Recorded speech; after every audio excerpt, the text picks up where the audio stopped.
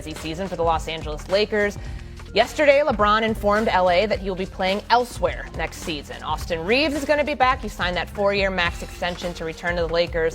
However, Luke Kennard, Marcus Smart are both leaving in free agency to go to the Suns and the Rockets, respectively. So, Windy, with LeBron's departure now shifting the spotlight elsewhere, is that spotlight brightest on front office to rebuild this roster, or is it on Luka Doncic now knowing that he is a centerpiece, truly, of this team? Well, they've got to have a team around Luka. I mean, even if Luka has an MVP season next year, if his team isn't built out, it's not going to matter. And the front office has decided to go with cap space. Even before LeBron made his decision, they leaned into deciding to have cap space this summer. They decided that last year. LeBron, I think, would have been open to signing a contract extension last year. They said no. We're gonna leave you out there and let you go into cap space. So they needed to have a plan using this cap space. And this is the problem with cap space. Obviously, number one, you are limited to who is available, either as a free agent or via trade. But number two, you have to take pieces off of your team to do that. So LeBron, as I've said several times, averaged 21 points, 6 rebounds, 7 assists. Rui Hachimura, for the last 3 seasons, has shot 43% on three-pointers, averaged something like 12 and 6 last year. And even Marcus Smart, who is now going to be a member of the Houston Rockets, I realize he's not a transformational player at this point in his career, but still a quality piece who's a key defender and played very well for them down the stretch of the season when they played their best basketball. Those guys are very likely gone. And if you're bringing back Hachimura, you're using cap space. So before you can get to the threshold of how do we make this team better, how do we have Luka Doncic and Austin Reeves and elevate this and get into the same level as Oklahoma City or San Antonio, you've got to replace that production. So let's start right there. They're now at a deficit, all right? They've now got to replace a whole bunch of stuff. So the way that you do that is by getting much better defensively, and you do that with a defensive center. This is baseline analysis. You don't need sources. You could just do this very easily. The 2 centers out there that would be perfect for them are Jalen Duren and Walker Kessler. If they were able to get either of those players, we could declare this offseason a success for them, re-signing Austin Reeves, getting a defensive anchor center. Courtney, they're restricted. And if you're restricted in the NBA and your team wants you, and by all signs, the Jazz and the Pistons want to keep them, you're not going anywhere. Like, it's been 6 years since a restricted free agent signed of any frontline value, signed an offer sheet that wasn't matched. Okay, so there's 2 ways to do this. One, you either have to massively overpay them, give them max contract offers where Detroit and Utah would say we can't match. That's unlikely because I think they would match. But even if you are, now you're overpaying. Now you've got 3 guys who would be making 75 or 80% of your salary cap. That's not a good place to be, okay? Secondly, you could sign and trade for them. The Lakers don't have much to sign and trade. So let's just even say you got that. Then you would deplete your assets even further. It's not a great hand to be holding. It's not a great hand to be holding. The threshold for the Lakers to improve is very, very high, and the pathway is narrow at this point. So I'm going to let them work. I'm going to point out that they've still got Luka Doncic and Austin Reeves. Those are excellent players to build for. They play here in Los Angeles. People want to be here. It's not a desperate situation. But their pathway to move on the other side of this and be a better team, it's looking tough right now. Yeah, I mean, eventually this is going to be about Luka. Eventually we're going to be asking all the questions about Luka. Can he be the guy to lead a team to a championship, even though he led Dallas to the finals? Is he the guy that carried the torch of the Lakers? People will be asking those questions and maybe asking those questions later this season. But for right now, it's about the Lakers front office. You have done something that nobody has done ever, and especially in the last 25 years, which is tell LeBron James, thanks but no thanks. Essentially, tell LeBron James, we can do without you. We would rather have this cap space instead of maybe the greatest or at the very worst second best player of all time, even at his age. So now you have your money.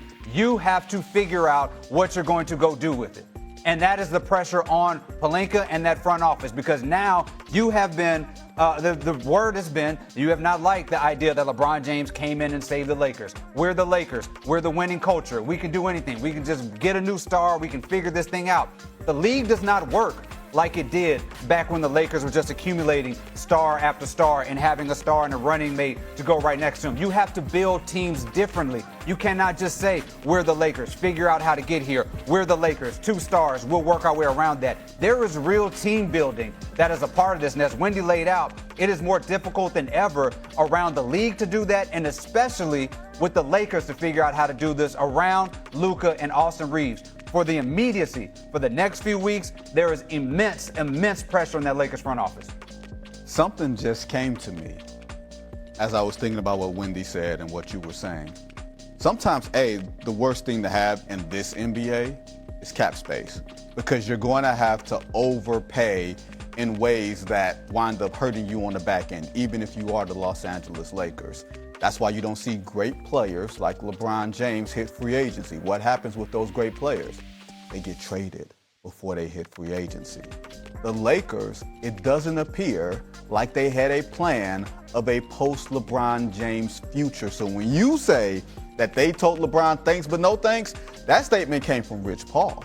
That statement did not come from Rob Pelinka and Jeannie Buss and Mark Walter. Maybe in their ultimate dream, they would have liked to be freed from LeBron James, but it doesn't seem like with the pathway that's in front of them, Jalen Duren, Walker Kessler, restricted free agents, you haven't heard them in the running of other guys who are out there. You have not heard of them in trade talks. You'd rather trade a guy into your cap space than sign a guy into a cap space. So it signals to me, unless something happens, they didn't have a plan, a contingency for this. They thought that they were going to operate with the belief that LeBron James is going to be on our team and we're going to have limited resources with LeBron and Austin Reeves taking up the majority of our financial resources. When you're putting your eggs in a basket of restricted free agents, when that rarely, if ever, works out for a team, you're not going to tie up your cap space for 3 business days while the business of the NBA moves on without you, because you can't do anything if you have a real plan. Restricted free agency is not a plan. It's not a fail-safe. I wonder what their plan is, and you can't get rim protection, 3-and-D guys, alternate ball handlers when you had that on your roster and they left already. I wonder what the Lakers' plan is, if there actually was one. Shoot, maybe they get desperate and throw a bag at Mitchell Robinson. Yeah, well, I mean, if your plan was... He's not a starter. Yeah. If your plan was we're doing this LeBron thing, you got to do better than we try to call this man and win. Maybe. Here's what I was going to say. If you had the thought that LeBron was not going to return to you this summer, maybe you... No, they have a top 5 player in Luka Doncic. Okay, let's start right there. He is in his prime. They have secured Austin Reeves. He is a borderline all-star. Maybe without LeBron there, he will become an all-star. They are in Los Angeles. They have some draft picks that they can trade. They're not in a desperate situation. However, in the Western Conference and with those 2 guys as your core players, you need rim protection. This is a grade school basketball coach would be able to identify this in 5 seconds. The challenge is, how do you get that player? And that is where they have a little bit of pressure. The 2 guys who fit that role right now are Walker Kessler and Jalen Duren, 2 guys that they met with yesterday. Here's the complication. They are restricted free agents, which means their team, the Jazz and Pistons, can match. The only way I think you have any hope of getting them out of those 2 places is to give either of them a max offer sheet. Pay them $200 million guaranteed. Number one, I don't think either player is a max player, and I think if you paid both max, you would ultimately have a problem there. Number two, you would potentially have to work out a sign and trade to do that, and I'm not sure that you want to further deplete your assets. So the Lakers may have to sit back and have a little bit of patience, and I know people in LA don't like to do that. Q, Luka and Austin Reeves, does that provide the core of what could become a championship team in the semi-near future? I think it could. I think